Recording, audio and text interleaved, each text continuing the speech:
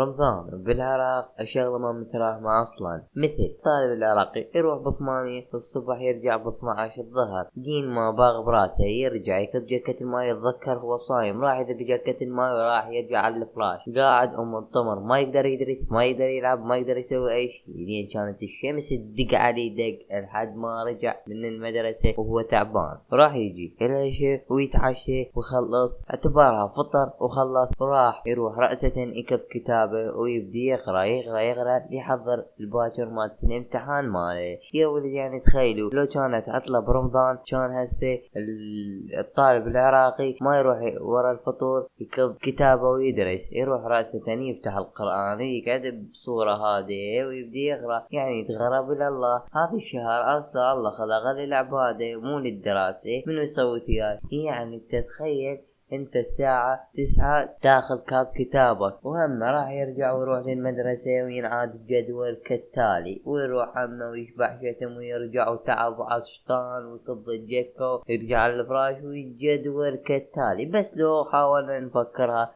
هي عطلة، إذا كانت عطلة أكيد راح يختلف الجدول 180 درجة، لين المدارس تخرب نصف الحياة مالت المجتمع. من يصوت وياي؟ يلا يا ولد، اللي هنا خلصنا حلقتنا اليوم. لا تنسوا اللايك والاشتراك، وبس نشكر صديقنا شعيوط على مراعاة فيديو هذا، وبس سلام.